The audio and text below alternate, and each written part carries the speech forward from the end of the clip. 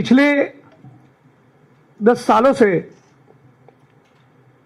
कमजोर लोगों के ऊपर आरएसएस के लोगों ने जिस प्रकार से उत्पात मचाया है, जिस प्रकार की मोदी अमित शाह भाजपा की राजनीति हम लोगों ने देखी है, जितने भी इस मुल्क में संविधान में मानने वाले लोग हैं, प्रगतिशील विचारधारा से सरोकार रखने वाले लोग हैं, विशेष तौर पे दलित, आदिवासी, ओबीसी समुदाय से आने वाले लोग हैं, उनको इस बात को लेकर कोई कंफ्यूजन नहीं कि मोदी, अमित शाह, आरएसएस और भाजपा बाबा साहब अंबेडकर के संविधान में नहीं, केवल मनुस्मृति के संस्कारों में, मनुस्मृति के मूल्यों में यकीन रखते हैं।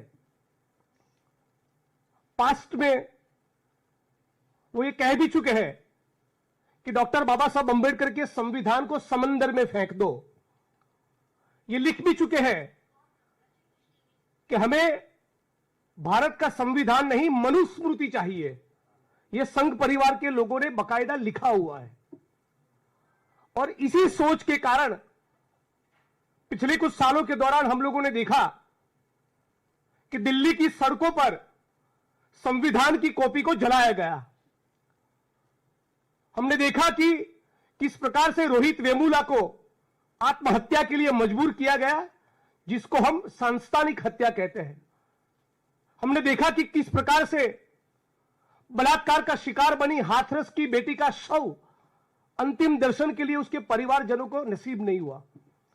हम लोगों ने देखा कि किस प्रकार से गुजरात के ऊना में गाड़ी के साथ बांधकर 4 दलित युवकों को तब तक पीटा कि जब तक उनका चमड़ी न उतर जाए। नक्सलाइट बोल के भीमा कोरेगांव के केस में प्रतिबद्ध, कमिटेड, कर्मठ आंबेडकराइट्स को 3-3 साल तक जेलों में डाला।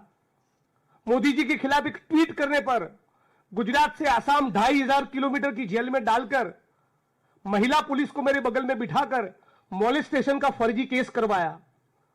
अंबेडकर नामा चलाने वाले प्रोफेसर रतनलाल जैसे साथियों के ऊपर भी फर्जी मुकदमे हुए।